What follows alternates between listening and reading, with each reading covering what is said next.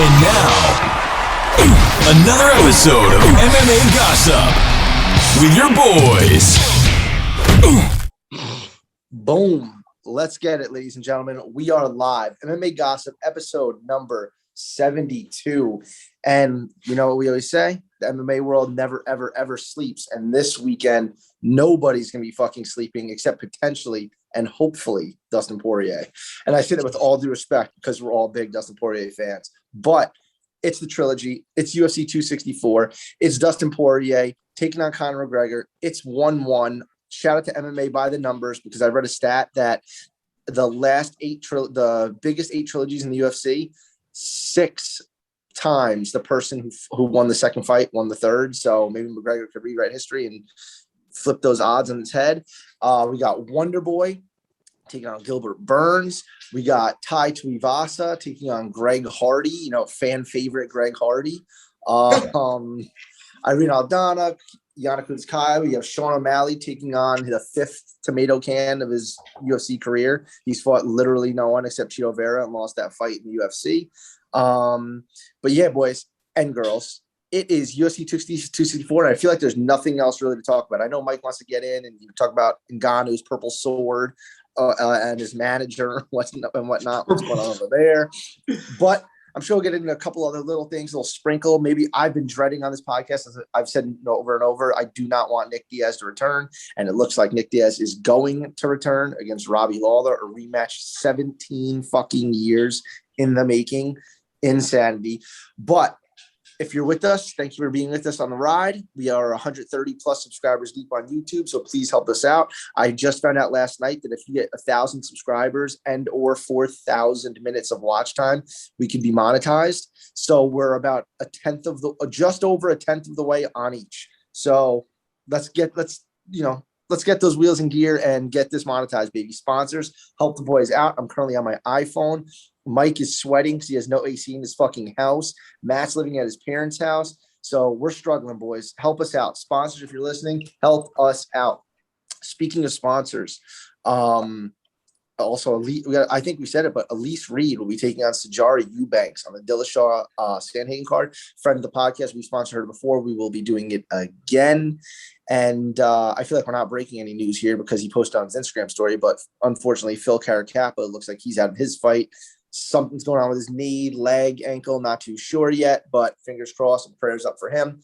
But anyway, with that being said, episode 72, MMA Gossip. Like, comment, subscribe. Help the boys out.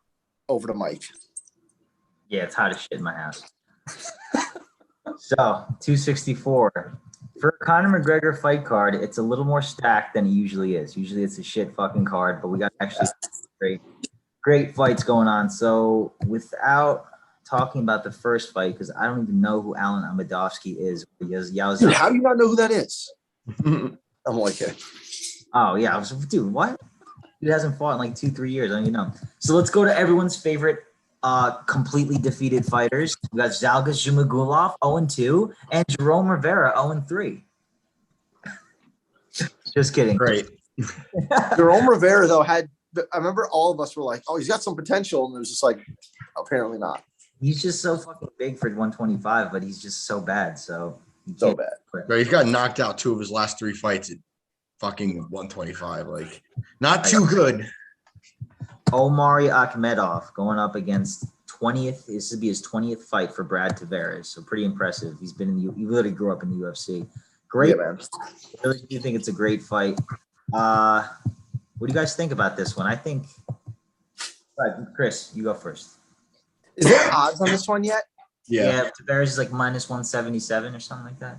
Yeah. I thought so. Okay, so I'd seen on Twitter today, and the reason I'm asking is I thought I saw Tavares as a favorite, and I thought that was kind of interesting, but I agree with it. I didn't think he'd be that big of a favorite. Like, I could see him being like a minus 135, but again, I'm not an odds maker. I'm just a fucking moron. But he's definitely more well-rounded. We've seen Akhmedov kind of fade, so I think that's where they're giving the edge to Tavares here. Tavares has the cardio. He's gone 5 rounds before, so and with Izzy, no doubt. Or no less, I guess would be the term. But yeah, I think that Tavares has this one. Is there any more like under the radar fighter that has 20 UFC fights? Like when you said that, Mike, I was kind of like shocked. Yeah, I it's don't pretty know. crazy. I don't know. Maybe he's just that underwhelming to me. But nonetheless, I'm definitely taking him here. I have absolutely zero confidence in Akhmedov. I'm making Tavares one of my picks. I have my picks out this week, record early. So assume that absolute utmost confidence would be this weekend. I actually might relapse this weekend, to be honest. You relapsed at the bar. I was watching you bet on horses. Like That doesn't count. That doesn't count. It's horses. It was like $100. Matt's literally chewing on his lip, staring dead ahead while I'm talking to him. So I look over to see what he's looking at. I just see horses on the TV. I'm like, oh my God. You did I also have a vendetta against Akhmedov since the Chris Weidman fight. I'll never pick him again. So Weidman. I made one of my picks that week. I was pumped. Yeah, me too. Yeah, No, but definitely Brad Tavares here. Yeah, I think Amar Akhmedov can only beat a certain kind of opponent. And he's got to be able to take him down, and he's got to be able to win 2 out of the 3 rounds because he gasses in the 3rd round of every fight. So I got to pick Brad Tavares here pretty handily. I think he's going to beat him pretty good. Jennifer Maia just coming off the loss to Valentina Shevchenko, 49-46 decision. So she won a round. Hey, she won a round. Going up against Jessica Evil Eye. Probably shows her brown eye on OnlyFans. Oh. Matt said if Jessica wins, he'll subscribe to her OnlyFans. Yeah, so if Jessica I wins this weekend, I will put out a live video of me subscribing to her OnlyFans. You're a fucking trooper, bro. Who wins, Matt? I mean, Jessica Maia is going to win. I think she could win this fight keeping it standing. I think she could just take her down and lay on her like she tried to do to Shevchenko, but obviously didn't fucking work. And Jessica Maia's on a 2-fight skid against people I also think Maia would beat. So definitely definitely the other Jessica here. Isn't it Jennifer Maia? Jennifer Maia. Sorry, I'm stoned. Happens to the best of us. He said it, and I was like, wait, I don't want to correct him because maybe I'm fucking retarded. Anyway, I agree with what Matt said. I think Jennifer Maia's got this from the bag. I want her to show that it wasn't a fluke against Shevchenko, and because she did put it on Shevchenko for about a round, but in that round she looked very good. Jessica I keep making excuses for Jessica Oh, she had to switch camps. Oh, she had did she have Lyme disease or she had some stuff or appendicitis? And I was just like, all right, I kept making excuses for her. And then against Cynthia Calvillo, these split decisions when she beat blonde fighter Caitlin Chikagian by split decision, I'm like, oh my God, she just keeps etching these out. So I'm both ways with her. I'm like, I want her to be so good, but then I see her underperform and get a split decision. I'm just like, ugh. And I think finally right now, I think she's awesome as a person. I think she's a badass bitch and good for her, but I just don't think she's going to win this fight. I'm calling it now. I think I'm going to call it the OnlyFans curse. I realize that they can make sorry, I got something in my throat. I think when these girls realize, so Jessica has something down her throat too. Potentially, I'm still jury's not out there. I think when these girls realize how much money they can make on OnlyFans, and I just feel like how can you do 2 professions at once and really dedicate? If you want to be a fighter, I feel like you got to be 100% in this. And to be fair, I do really think Jessica is raking it in like Paige Van Zandt probably is. No, I know that's probably a controversial statement. I know there's a lot of sick fucks out there, and I just made that original statement worse by saying that. But you know what I mean? Like, sick. You're a sick fuck. Dude, she wants $7,000 for a naked video of herself. Dude, if any girl on the face of the earth paid me $5 to send a naked video of myself, I'd be $5 richer in the next 10 minutes. You know what I mean? No one wants to see that. But anyway, I think Jennifer Maia is going to win this fight. Yeah, unanimous here. I don't think she has the drive anymore. All right, here we go. The fade train. I always fade Trevin Giles, no matter who he faces, because I personally think he fucking sucks. And here we go. Dricus Du Plessis. I just found out that's how you say his name. Du Plessis. He French, I'm assuming? Yes. It's a dope name. Going up against Trevin Giles. I only saw Du Plessis one fight against Marcus Perez, and it was kind of underwhelming until he knocked out Trevin Giles. But I have $250 on Dricus Du Plessis to knock the fuck out of Trevin Giles. So what if Trevin Giles is his best friend and the guy who got his black belt from is the referee? Oh, that was fucking whack. That was insane. So For anyone who doesn't know, it was when he fought James Krause on short notice. James Krause won the fight in pretty much every single person on Earth's eyes. And one of the judges gave Trevin Giles his black belt, correct? Yes. That is insane. That's horseshit. Wait, Mike, you think he's going to knock him out? No, I just bet on him straight up, but he's hard as fuck. I mean, like, he's very durable. And what's the line? It's even. It's pretty much a pick 'em. So the way I think about it is Trevin Giles has two good things. He's athletic and he's got a good jab. Other than that, he's fucking awful, man. He's bad fight IQ, bad ground game, bad cardio. He does have a fucking chin, though. He's tough as nails. Yeah, well, he got clipped by fucking Zach Cummings and then submitted. So and then Gerald Meerschaert. Yeah, he was gassing though. That was in the third round after he beat the shit out of him. Yeah, but if you're losing to fucking Zach Cummings in 20. Yeah, I don't know why I'm making a case for this because I'm agreeing with you everywhere. So I'm sorry. So I'm just gonna play. I got 250. I only got 2 or 3 bets on this card, and that's one of them. All right. That's crazy because I see so much opportunity on this card, and that fight might be arguably the last one I would want to bet on. I don't know why. Wait till you see my second bet. My second bet is fucking retarded. You're not gonna know. You're not gonna be about it. I'm curious because I have a lot of odd picks for this card. This card is sketchy. It is like this next fight we're about to get to. Is it next Poirier and Ryan Hall? Yeah, I mean, you guys picking Duplessis with me? Come on, ride with me. Oh yeah. All right, cool. Yeah, up next, Ryan Hall finally hasn't pulled out of a fight, going up against surging Ilya Poirier. Poirier, I think, is right around at what, Matt, minus 260? He's 250 literally across the board, except for William Hill. You guys could get him at 230 and 5 times 235. I'm gonna start doing that, like telling you guys, like taking the work out for you, for our listeners. I'll hand out the best price for like not controversial, but like more. The line is that fucking wide. Yeah, I think it's a little more wide. more fan favorite type fights. I'll start giving out some options for the line. But yeah, Tapor is pretty big of a fave here. I think he wins. I just think the line is a little wide. I do too, but dude, Ryan Hall, I mean, he is what he is, dude. He's literally the wizard. Like he's honestly like the only fighter that I'm trying to think. He's the only fighter that, like, you know, if you bet against like Francis Ngannou, you're nervous up until the last second. He's like that in terms of jiu-jitsu.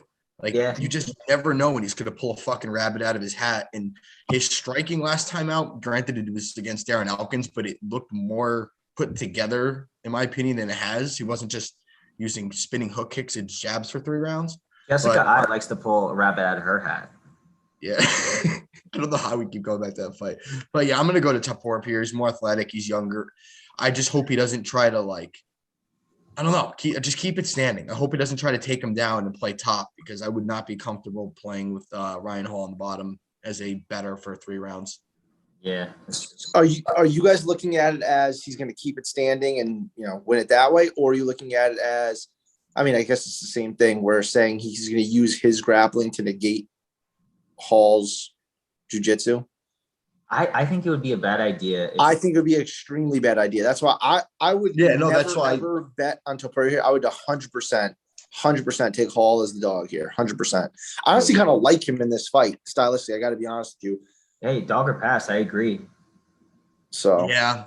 Tapora, what does he have? He's got to be like a fucking blue belt. Like, no, I honestly might make Hall my dog. I know he's an aggressive dog, but I like Ryan Hall in this fight.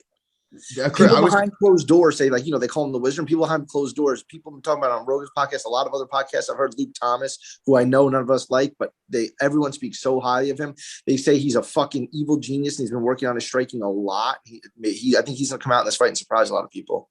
Damn! Wow, you get me excited about this. Yeah, I kind of want to go Ryan Hall here. I was looking at a face value during the week when I was making my picks. I was like, you look at his level of competition too. Like, yeah, he beat the fuck out of Youssef Zalal, or they beat Damon Jackson, but this is still like a step up. Even though Ryan Hall's kind of inactive, what is he, 8-0? Like, he's still such an ace at his best like MMA. Like, what he's best at is so much better than what Tapora's seen in the fucking octagon. He's seen nothing like this. Like, I wouldn't be surprised if we rolled the heel hook 30 seconds in and finished the fight. Like, he's never seen that. You know what I mean? Yeah.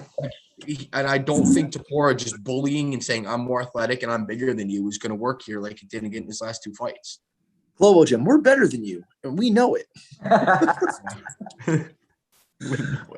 All right. Great fight, though. Great fight. Yeah. No, you're making me switch sides here. You know what? Fuck it. I'm gonna bet Hall by submission. Plus, I'm rooting for Hall too, just because like Sav and shit. What do you think the line is for Hall by knockout? What do you think the line on that would Plus, be? I could probably get it. plus 2. All right, boys. All right, moving So on. Hall it is. All right. Yo, this is my second bet here.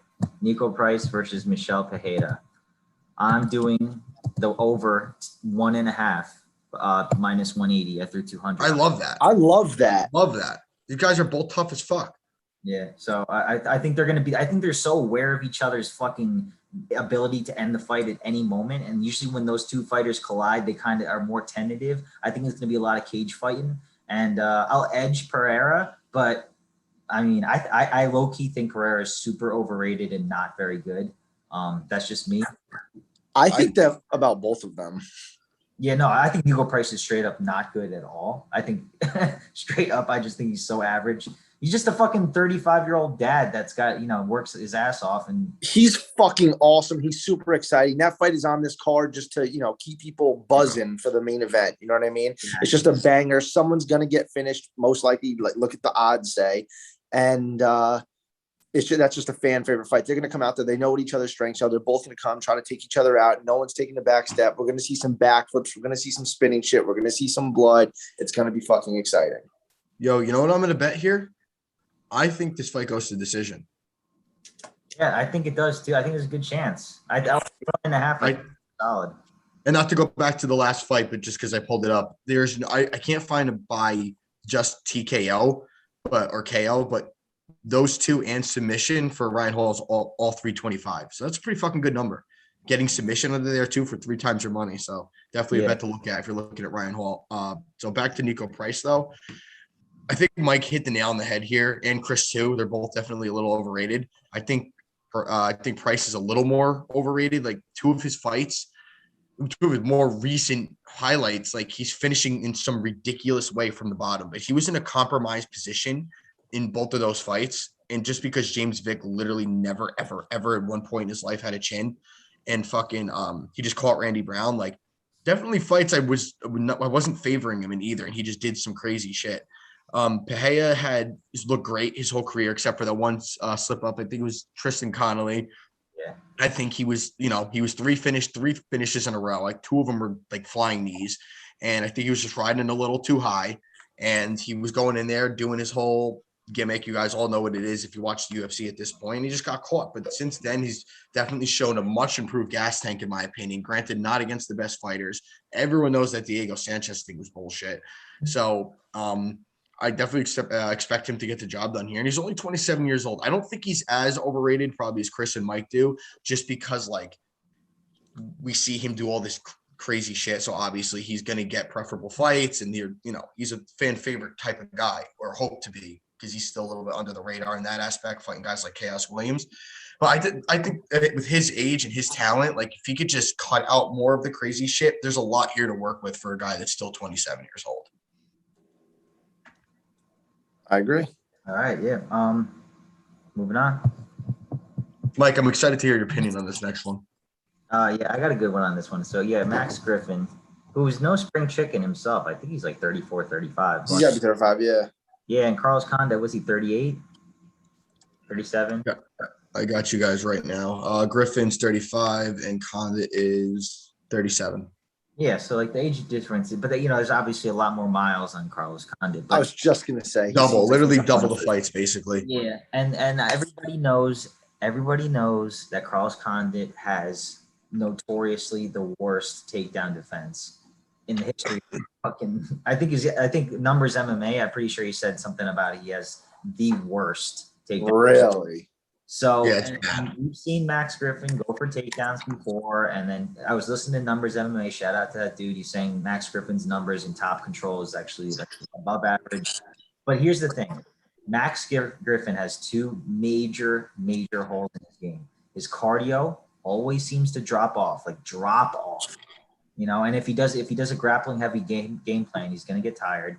Number one. Number two, he always gets clipped. He doesn't really get knocked out. I think he's maybe has one KO loss, but he always gets clipped.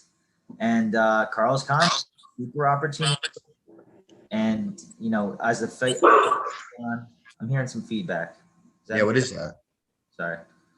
So as the fight goes on, Condit's going to go stronger. And even if Max wins rounds 1 and 2, there's a serious argument to be made that Carlos Condit is going to come out firing heavy. And I think there's a good chance Max Griffin might fold. Max Griffin, along with Trevin Giles, are two of the fighters I like to fade every single time they fight. So this fight, I have the same exact opinion on it, dude. Like literally to the T. I think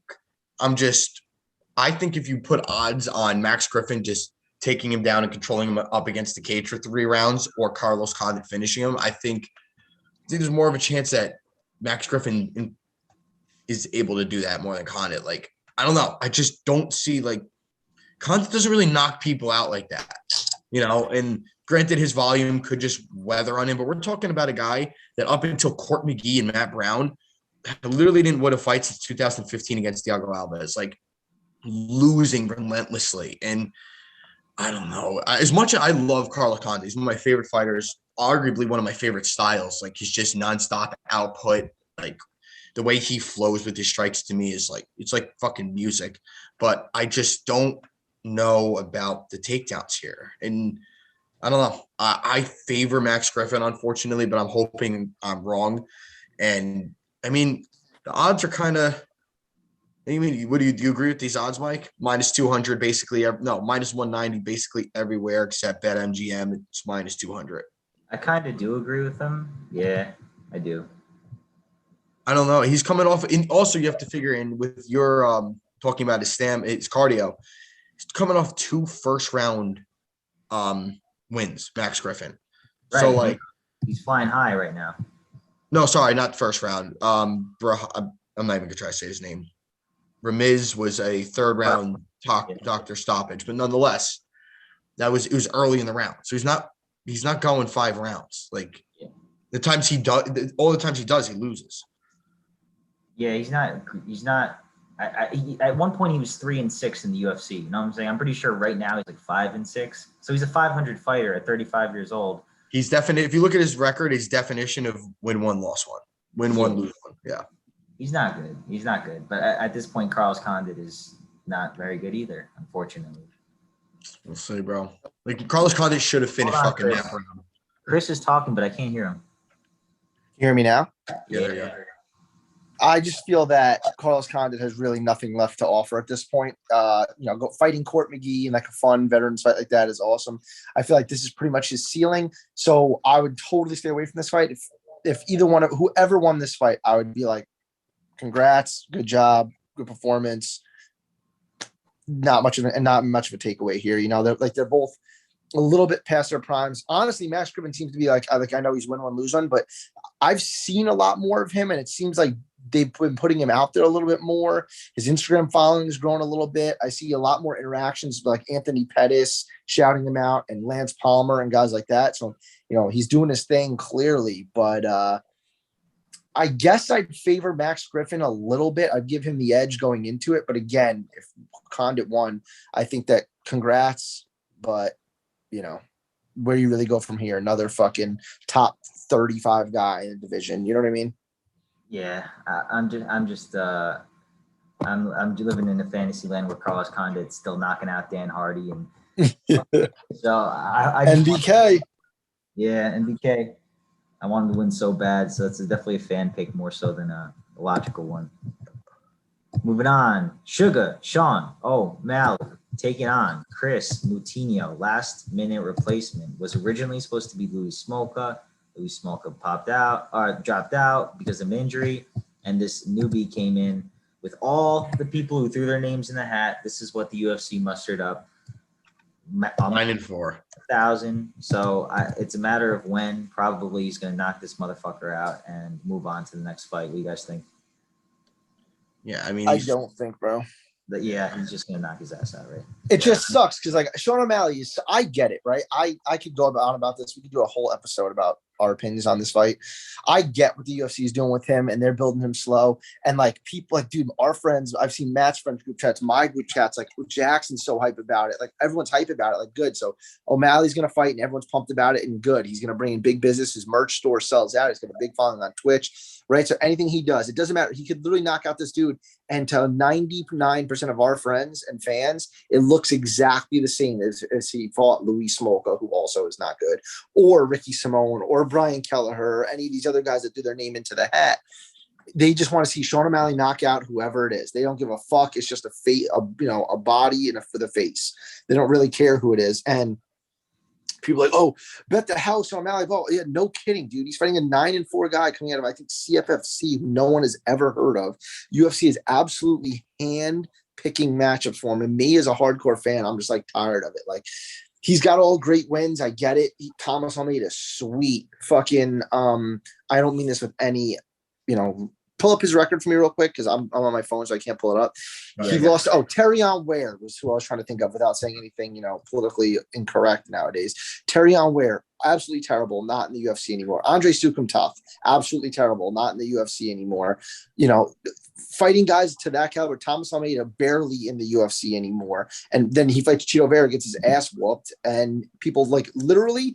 He's selling merch that says undefeated, and people are selling out, just going on with this gimmick. It's like Chael Sonnen-esque, and it's funny until it's not anymore. Like you're fighting a 9-4 dude in the CFFC, and you're gonna get paid a shit ton of money. So, dude, I'm not hating on him. I think Sean O'Malley's gimmick is fucking great. It's funny and it's working. But as a hardcore fan, it's like depressing. Like this is not what I want to see. And it sucks because I know why they're doing it. They're giving him this toss up on a McGregor undercard so that he's he's heading up, leading off the pay-per-view. He's going to go in and get an electric knockout win. And it's just going to add on to the highlight reel. You know what I mean? So that's why he's there. But I really want to see Sean O'Malley fight fucking someone good. I want to see him fight Ricky Simone. I want to see if his takedown defense could stand up against Marab's. Like I want to see what he could fucking do. I would love to see him against someone like fucking, Cody Stamen would be a great opponent for him. Yeah. Someone like that, a matchup like that, where we could actually test the Ricky Simone fight would have been fucking great. Yeah. Even though, dude, I honestly think he gets absolutely smoked by like the top 8 guys in the division. Like, I couldn't even find a way for him to win. So I sent you guys. I was talking to my buddies about this weekend, not to shit talk any of them, but they're just, they're a little more casual. They see the whole gimmick and they think he's the shit. And I'm like, yo, just look who he's fighting. And the one time he was tested, got finished doing a leg kick. Like he went unconscious. Yeah, literally. Like he was snoring. I'm not reiterating everything Chris just said because I couldn't agree more with all of it. He's great for the sport. What he's got going on right now is a little Bellator-esque. They're teeing him up highlight reels, but don't get it twisted. Like this kid, I'm gonna talk a little shit here. I just don't think he's just not game. He's not down for the cause. Like he wants it to come easy so bad.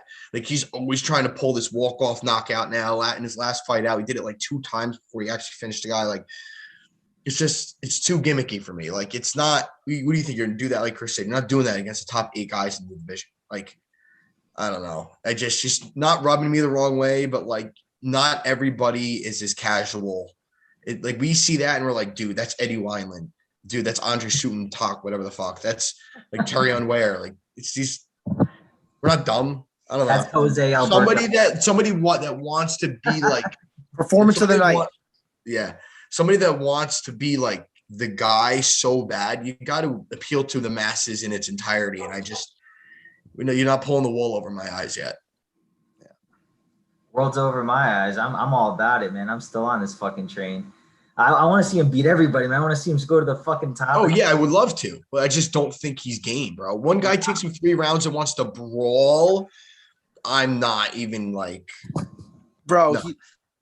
Cody Garbrandt said it perfectly when him and Garbrandt going back and forth. And then Cody lost. He was making fun of him. And then fucking what's his name? O'Malley's leg gets numb and he gets pulled out in a stretcher. And Garbrandt said, "Some people are made for war." And it's true, bro. We've seen O'Malley get taken out of the octagon on a stretcher 2 times, and neither time was he like actually injured to the point where you need to be stretchered out of the octagon. You broke a bone in your foot, dude. Walk out of the octagon. Your leg went numb. Walk out of the octagon. You know what I mean? Like, I just compare it to Henry Cejudo won the belt with the same injury. Michael Chandler was like fist fighting cage side staff, whereas Sean O'Malley's laying on the ground doing an interview, getting stretchered out of the octagon against Andre Sukumtath. You cannot ever convince me that he's going to beat Rob Font, Cody Garbrandt. I'll even throw Marlon Moraes in there. Fucking Peter Yan, Dillashaw, Sanhagen, the champ, fucking Aljo. Like, it's just not real life. You're right. It's not real life. Not yet. Not yet. We'll see. No, we'll see. He's gonna knock this fucker out, and then we'll see him fight in a few months. Hopefully, it's someone legit. But good for him. Get that fucking money. Yeah, good for him. But I'm with you guys. He's got to fight someone legit because I'm getting tired of this shit too. I want to see him fight actual talent. So let's hope for that. Irene Aldana. I think it's a pick'em fight at this point. Maybe a slight lean on Aldana going up against Yana Kunitskaya, Mrs. Tiago Majeda Santos. What do you guys think here? I think I have a weird feeling that Aldana just kind of low-key isn't very good. I think she gets punched a lot, punched in the face too much. Every time I was watching a couple of fights and she has like no head movement. And she's supposed to be like this stand-up boxer. But Yana sucks too. If she gets taken down, she can't get up for shit. This is probably on this entire card the fight that I'm least interested in. Easily. This is a beer run. This is a beer run fight. Smoke sesh. They're both very, very overhyped and very, very underwhelming. I think they both had the Aldana was about to fight for the belt, and Kunitskaya was just big enough to fight Cyborg. And there's like, people just don't forget that, she might be the one to beat Cyborg. Clearly fucking didn't, got the shit beat out of her, folded in the first round. And people are just clinging on to the fact that she was tough enough to fight Cyborg, took the fight, and it is what it is. But I think I'm totally underwhelming. Like the line Mike said is a pick'em. I agree with it. I think that if Aldana shows up, I would favor her, but she seems to not show up. And like you said, she doesn't. Also, the takedown game isn't there for her to be so dominant over Yana. I think if Yana came out aggressive in the first round and put a pace on, I think that would be her key to win. But I think Aldana, could pull it out. Yeah, just underwhelming fight all around. Again, not reiterating what Chris said. I'm not betting on anybody that loses to Holly Holm, so I'm going with Kutsayev. Dude, I literally hate you, bro. You are Joey Diaz 2.0. I hate you. You need it. Go, wait, how do you say it? Kunitskaya was close. Mrs. Tiago. All right, yo, Matt's favorite athlete, role model of all time, Marty, going up against slight underdog plus 110, I think, going up against Tai Tuivasa, who fucking blows. But here we go. He's a favorite here. What do you guys think? Okay, hold on. Matt, you picked Greg Hardy for this fight, right? Yeah, because I think the line is completely flipped on its head. Yeah, okay. But what about the fact that he was doing pretty well against Tybura, and then at one point he's like, all right, I'm done. I don't want to fight anymore. He literally just fucking gave up, man. Yo, he literally had an asthma attack. Like, legitimately had an asthma attack in the middle of the fucking cage. Nobody talks about it. He sucks. I mean, he does. He doesn't suck, though. Like, I think he's a good fighter. Like, for heavyweight, like, I thought he would have been so much more like Tuivasa's style. He's pretty, use this word loosely, pretty calculated striker. Like, he uses his jab a fuck ton. And I think that if he just does that in this fight, he's going to win. Tai Tuivasa, I don't think has 3 rounds of action in him. And how many times this podcast we talk about him getting cut? Like, I don't understand why he's favored here. I get he's coming off a loss to Tybura, but obviously Tybura can't lose a fight because I keep fucking fading him. But scumbag. Every time I make him my underdog, Matt's like, damn. Yeah, but dude, he was on a 3-fight losing streak at one point. Then he knocked out Stephen Struve, who hasn't, and then Harry Dicksucker. Stephen Struve, and then Harry Dicksucker. Like, I never even heard of that guy. I don't know. I think this is crazy that he's favored, and it almost makes me want to bet him because I think they know something that we don't. But without a doubt, going with Greg Hardy here, this is going to be the 100. I might make him my lock as a dog. Like he's going to. That would be a power move. I think I'm gonna switch that and make it because I don't like my lock anyway. So I'm gonna put Hardy there. All right, interesting. Chris, what you got? I keep going back and forth this because I actually agree with Matt on the fact that that Hardy is more, what did you say, calculated? Yeah, he's not just going there and win punches. Dude, Bam, Tuivasa just goes in there and just eats punches. Like, even when he got taken down by Arlovsky, he was throwing punches from the bottom. Like, it was just like a nightmare. He's going there. He's like killer be kill type fighter. But he's put up some videos of him training of Mark Hunt uncorking uppercuts on him and just eating them. So like his chin is like a chin and a half. But Hardy by decision all day. I was just gonna say I think it's gonna be a sloppy shit show. But I do think if Hardy doesn't need his inhaler and can go 3 rounds, I think Hardy can pull it out. Yeah, so they asked Tuivasa if he watches, I think it was part of the media, and they asked him if he watches footage of his opponent before he trains, for fight camp. And he said no. And then they asked him, do his cornerman, does his team, does coaches look at fight footage? And he goes, I don't know. I hope so. Dude really just goes in there and fights, man. He doesn't have a game plan. At least he doesn't know the game plan until his coaches tell him the game plan. He doesn't even know if his coaches watch tape. He's just going for the paycheck, going to fight. He's not good. You know what I'm saying? He's not good. And then you got Greg Hardy that's like okay 1 minute, and the next minute he has a fucking asthma attack. So it's just like, I guess if you give me a 50-50, I think it's a 50-50 fight. I'll roll with the dog. Fuck you guys.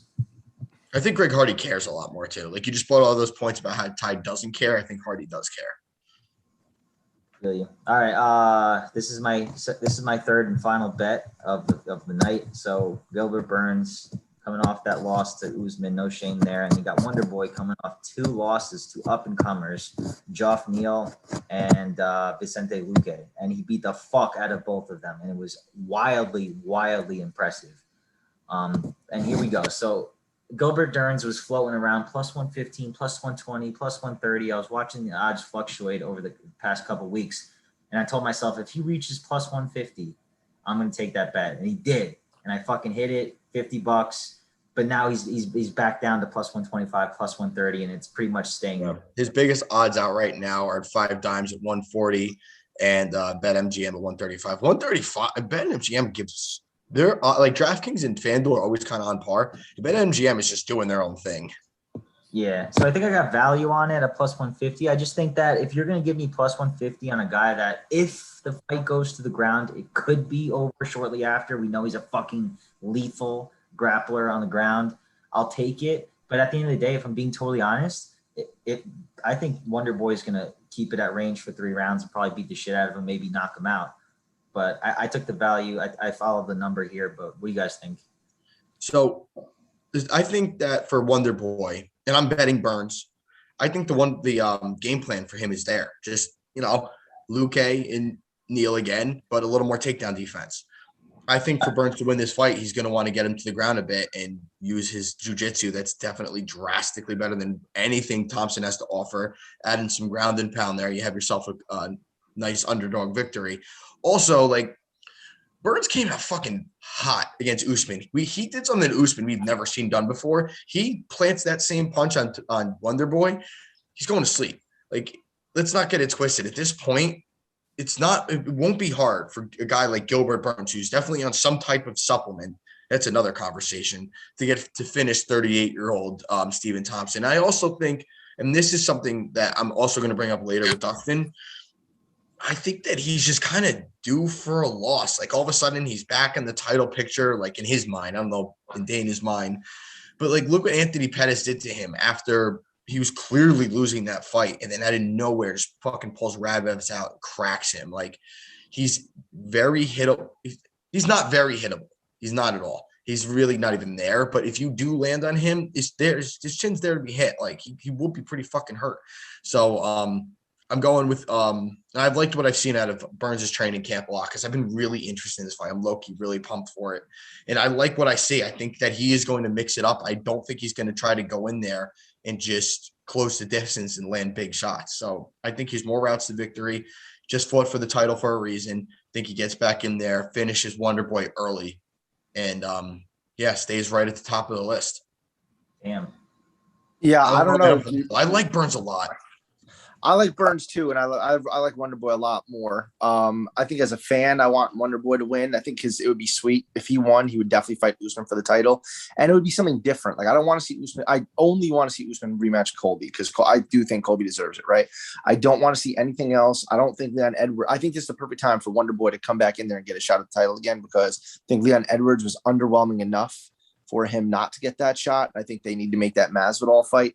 I know they were saying Masvidal potentially versus Colby or Nick Diaz. Nick Diaz seems to have an opponent, so now would leave Colby. Colby needs to fight for the belt again, which leaves a void there. I don't think Edwards is the fight to make. I think if Wonderboy wins, he's a shoe-in for the belt. And who's more game than fucking Wonderboy? Look at all the people you just named, Matt, that he's fought. Like, who the fuck wants to fight Jeff Neal? You know what I mean? On a fucking fight night card, headlining it. Or Luque. And he's knocking these dudes down. He knocked Luque down multiple times. Jeff Neal, he lit up. You know what I mean? 50-45 scorecards. He looks great. Performance of the night too for Neil.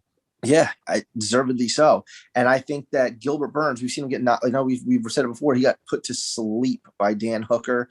I think Wonderboy is super crafty. I think that even though I don't think Gilbert Burns lost too much stock in that fight, but he got beat the fuck up, dude. He got hurt badly in that fight a couple times, and I think that's still there. I think Wonderboy's going to come in a little bit fresher. It's only 3 rounds, and I think if Burns comes in throwing those big, heavy hooks that he likes to land on people, I don't think Wonderboy is going to be there to be landed on, and he can get hurt.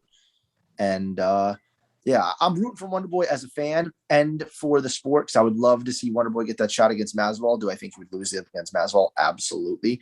But I think it would be a new puzzle for Masvidal or for Usman to solve, and I think that would be awesome. I kind of would. I don't know. Would you against Masvidal? You'd favor Masvidal? Wait, what? You said Masvidal. I said I meant Usman. I said. Okay, I was wondering why you meant that. I was just going with it. But plus he already fucked up Masvidal. So yeah, I was gonna say, but nonetheless, Usman, I think like that's kind of why I don't want him to win because I don't really need to see Wonderboy get his head taken off. Well, I don't want to see. Who's the fight? I mean, we can go into it after, but who the fuck's the fight? I'm just looking at it. I took it too deep, right? Where you guys were analyzing who do I think's gonna win the fight, and then I took it to another level. But I do think that Wonderboy's gonna win the fight. Yeah, I do. I do. All right, guys. You guys ready to talk about the main event? Dustin. No. The Trilogy. Poirier coming off 6 months ago in January, knocking out Conor McGregor in the second round. And I got a hot take about how he won too, but I want to hear you guys' thoughts first on how you think it's going to go down. So, dude, my heart is the second you said this is up, like my brain is just running of like what I want to happen right now. I just like Chris said before the podcast, like I just want to go to bed and wake up and see what happened. I just don't want to watch this fucking fight. Also, right now there isn't a single book that has Conor McGregor as a favorite. Not a single one. Crazy. Line completely fucking flipped. Yeah. Granted, he was only a small favorite to begin with, but completely flipped upside down. Dustin's minus as much as 130 in some places, but MGM, William Hill. Conor's as much as plus 115. I'm picking Conor. We talked about this before on the podcast. Like, we're all such big Conor fans. Anytime he gets brought up in the slightest bit, we get to analyzing a fight that was 4 or 3 months away at the time. I just think a lot of that fight had to do with he was just a little, not rusty, but what was the word how we were saying it? Like, he was just inactive. Not even inactive. Like, he just needed to be hit again. Like, I don't think Conor McGregor, when he was active, I don't think he's basically getting finished due to leg kicks. Like, it changed the whole dynamic of his game. Couldn't fucking move anymore. I don't think that happens this time around. And I love everything that's going on with Conor right now. He's posting a picture of Dustin Poirier's wife DMing him, and he's talking about how he's really going to mix it up this fight. And Wonderboy actually said it, and we said it before Wonderboy said it, so therefore we deserve jobs as ESPN analysts. McGregor needs to come out with the karate style again. Like I want to see 145-pound Conor McGregor stretch legs sideways, throwing hook kicks, spinning back kicks, and just using his whole game and not just going out there trying to be a boxer. He does that. I think he really throws Dustin off, and I think he wins this fight. But if he comes out there with a very similar stance and doesn't adjust his game plan and watch out for the leg kicks because Dustin's going to be throwing them. And I do think Dustin's going to shoot a lot of takedowns this fight for some reason. I think if there's a direction you go after the leg kick game for him, it's takedowns, right? Like I don't think he's a better boxer, but overall striker, just all tools, still think Conor offers more, a lot more. He can surprise you in a lot of different ways. And I think, again, like I said with Wonder Boy, I think he's kind of due to fucking lose. Guy hasn't lost in forever except it could be who hasn't. Like law of averages here, I think Conor might get the job done. And then shocked to no one, Dana says he got the title shot. So if you had money on that, congrats. I just feel like his inactivity is still going to come back to hurt him. Speaking about Conor, I don't want to be a Conor, downer. I've been the biggest Conor McGregor fan ever. It feels like for the past 6-7+ years. Yeah, man, I don't know. It's just like the McGregor coming up, right, Matt? When I got you into watching him, and McGregor was hot as can fucking be. Literally, when he beat Dustin was when his torch officially got fucking lit. Like he was big, he won in Dublin, but then when he won at 178, like that set him on fire. Dude, Joe Rogan even said it right after the knockout. He was like, "That is the real deal, ladies and gentlemen." Yeah, he got set on fire. He made like $175,000 for that fight. And I remember they asked him, he wore that gold suit, ivory suit, he called it. And then from there, just went straight up. Beats literally from there, fights fucking what's his name? Dennis Seaver, Mendez, Aldo, and he's just on to the biggest and best things you can be. And that fire that he had was unstoppable. Kind of, I keep saying I wish he retired after the Mayweather fight, but then he went in there, lost to Nate, beats Nate, beats Eddie, loses to Habib, and then kind of just went radio silent. Was he going to retire? He beat Cowboy, who the fuck hasn't, and then gets knocked out by Dustin. And I'd be the first one to make excuses for him, but he got fucking knocked out, dude. Like it wasn't, sorry if I just hit something on my phone by accident. He got knocked out. Like yes, the leg kicks definitely added up, but we've seen a lot of people take a lot worse damage with leg kicks and make no excuses for them. So I'm not taking anything away. He got knocked out by Dustin Poirier, and I think it was due to taking the fight lightly and his inactivity. And I mean, I haven't seen I just don't know where he is mentally, physically, or anything, dude. He's so far removed from it. He's the Forbes, highest paid athlete in the world. Granted, I'm just gonna ramble here. I'm sorry, Mike. Conor McGregor fights are different, right? There's going to be, Dana already said there's more celebrities than any other UFC fight ever in history already for this fight. The pre-sale has already exceeded any UFC pre-sale ever in UFC history. And they expect, they're already saying over 1 million more buys are going to come in at the time of the pay-per-view. So it's already basically guaranteed 100% billion trillion set to do close to 2 million plus pay-per-view buys. The first one did 1.6, and this is the trilogy. So like, dude, it's set up. It's a fucking absolute massive fight. But where's Conor's head at? Does Conor win this fight and retire? Does Conor lose this fight and retire? Does Conor win this fight and want to fight Charles Oliveira? Because I would think that's a horrible matchup for him.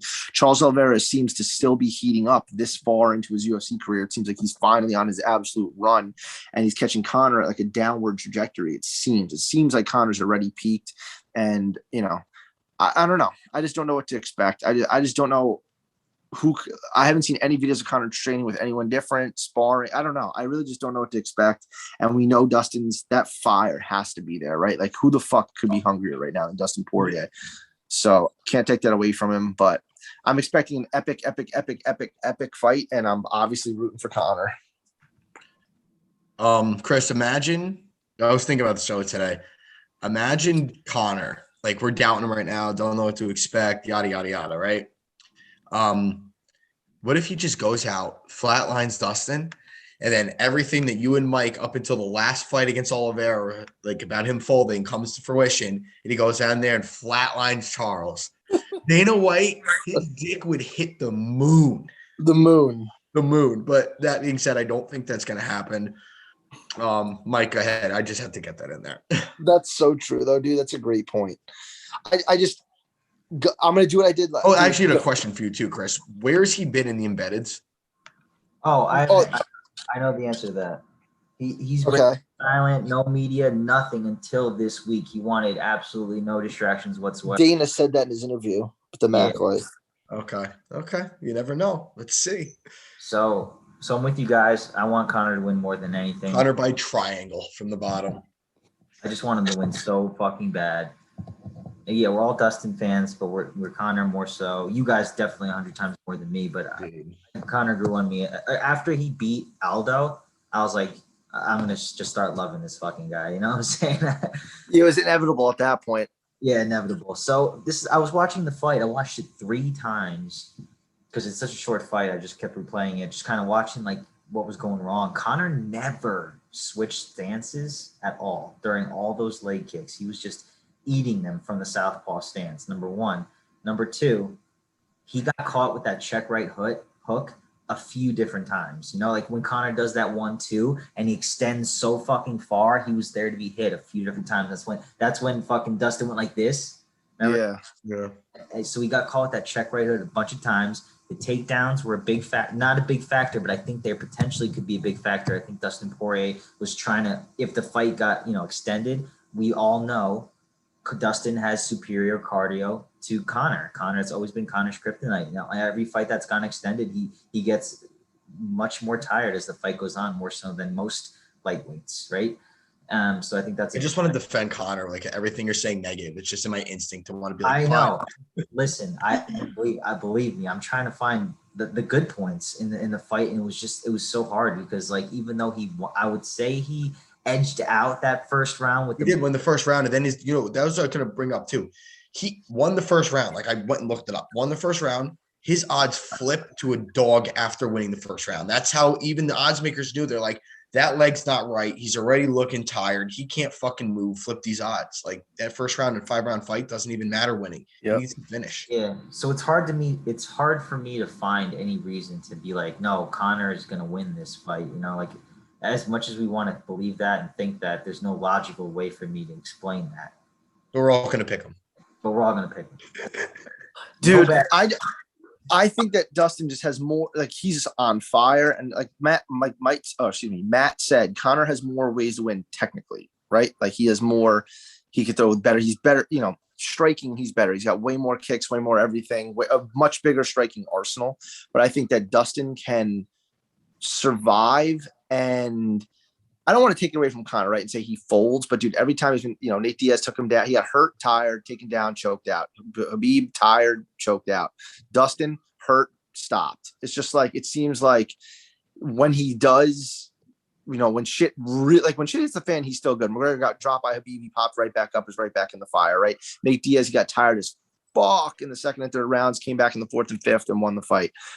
It's just like when shit really, really hits the fan, Dustin seems to thrive, and I get nervous as fuck for Connor in those times where Dustin can be really fucking severely hurt. And I've criticized Dustin for this before because Matt used to be a humongous Dustin fan. I always said Dustin never be champ because he, like Michael Johnson knocking him out. It's like, come on, bro, you got to get over that hump. You know what I mean? Seeing Dustin hurt times when he shouldn't be hurt, and Connor, like I could be eating my words come fucking Sunday because McGregor is a sniper, and we've seen Dustin hurt before. Even Eddie had hurt Dustin hurt. It's always the spot behind the ear for him. He can take him on the chin all day. All day, he can take him on the chin. Back here, sleep. That's what I mean. If McGregor just hits that spot one time, that's all it takes, bro. You got to look at that motherfucker's record. He's got like 19 or 20 knockouts and, and 22, 23 wins. It's an astonishing finishing record. You know what I mean? He's put away everyone. So you got to give credit where credit's due. It just seems like later in the career, we're just doubting him. It just sucks. Like he's getting up in age now, and he was doing these things, and he's lighting Aldo on fire, lighting the world on fire. He was like 27, and he's not 27 anymore. You know what I mean? You know what sucks too? There's really not, and he's such a one-off, obviously, because fucking Forbes billionaire, the whole nine. There's no one in the pipeline that we know of that's anywhere even close to doing what he does from a promotional standpoint, from a media standpoint, from a viewership standpoint. It's just Connor is such a one-off, and I do miss having that guy that like my stomach is turning when he's fighting. Like even like Darren Till really never fucking panned out for me for a minute. I was like that with him, but like, I need him to win. I need a Connor, like a really nail biter. I'm sitting there, my chest is pounding. I jump on Chris after he fucking knocks out Cowboy type Connor win. Just really bad. Fingers crossed. Yeah, bro. Cody, drop too, a comment. Drop a comment if you're still fucking listening. Good for you. Drop a comment who you think's gonna win. We should put polls out and shit too. Let's see what people are thinking and why. And really post them this week. That's one thing we'll do. Put like the word blurb, like who do you think's gonna win and why. Put an emphasis on and why. And see how many casuals just ride with Connor and how many absolute haters just say Poirier. Like I bet you Mark Luciano's like Poirier. I don't mean hater, but Mark always just never like Mark. I got to give it to him. Mark is never afraid to go against the grain. That's the way I should phrase it. So I could see Mark definitely rooting for Poirier. Like Mark told me that when Izzy was fighting Marvin Vettori, Mark was the only kid in the bar like cheering his ass off for Marvin Vettori. But that was mostly because he's Italian. But Pete, I guarantee, is saying Poirier. Yeah, dude. There's a lot of people that. What do you guys think about the whole? I talked about this in the group chat for a second, but like he was so respectful in the second bout, and then like very respectful, and now he's kind of doing the whole talking shit on social media, whatever. Do you think that's gonna play a factor in this fight mentally with Poirier? Because I think Poirier, I'm pretty sure he admitted it on the countdown. He admitted he was rattled. He got rattled in the first fight back in 2014. So I mean, like he's so much more mature now, and so much. It's not rattling him as much as it did in the past. I don't know, man. This is huge, bro. This is so fucking huge. It's a massive turn in the sport, in the UFC. This is fucking huge. All eyes on him Saturday. All eyes on him, dude. That's it. That's all I can say. I'm excited as fuck about it. Like I'm anxious as fuck, I should say. But I already cleared my plans. I'm gonna be watching the fight. Last parting thoughts for me. I'll finally say it because I never said it up to this point. If Connor loses, I don't want to see him again. Done. Just done. What are you going to do? Start battling back up through the ranks? You're going to go fight the number 10 guy? Like, just. It's a big fucking spot for both of them, dude. Like, I mean, Dustin less so. Connor, this is like, I don't want to say make or break because it's definitely absolutely not. But. Like, at that point, he's going to take fan fights. Honestly, because, dude, if McGregor lost, I could totally see them making the Diaz trilogy. Yeah. But that's what it is after that. Just fan fights. There's no more talk for the belt. There's no more beating Diaz and getting back on track. Like, I mean, this is essentially a fan fight, though. I know, but he's also against a number 1 ranked guy that hasn't lost in 100 years. Right, I understand. That's Conor McGregor for you, bro. Big risk, big gains. That's what he built his career on. So let's see it, motherfucker. I'm gonna put more doubt in your minds. Ready? Real quick. Oh, God. Dustin Poirier had more output than Max Holloway in their bout, bro. What? Yeah, it's crazy. That's crazy. Over 5 rounds. McGregor. Over 5 rounds. Yeah, that's what I'm saying. That's insane. Connor has 7-8 minutes to win this fight. That's the problem. And like that used to be the stigma, but that became fact. Yeah, big fact. In this fight, especially. He even claims too. He's like, yeah, around like the halfway through the second into the third, I need to take a break, but then I'm ready to go, which has been true when he got pushed that one time. He always looks fresher in rounds 4 and 5 for some reason. That one time, and I guess against Khabib too, technically, but nonetheless, like what? So maybe Dana's got to adjust the statement and say Conor McGregor over Jose Aldo is the best fighter in the world for 2 rounds. Yeah. He would never say that. No, Dana's already promoting the shit out of him. Dana's already giving him a title shot. My closing thoughts are: let's do it, McGregor. Let's see it, baby. Come on, mate. I'm gonna I'm gonna drink myself into oblivion just to like be able to watch the fight, like calm my nerves. But we'll see, baby. It's a McGregor fight week, and it's starting to feel like it. They said in Vegas it's already going crazy. Bieber and Drake are performing. They set everything up. Fans are back. Packed crowd, Conor McGregor, Dustin Poirier, the trilogy, UFC 264. Let's get it. Matt, right. Thoughts? Conor's champion by the end of the year. That's awesome. That's possible too. That's like seriously possible. Yeah. We'll find out Saturday. Hell yeah. All right. Jessica, I love you. Peace out.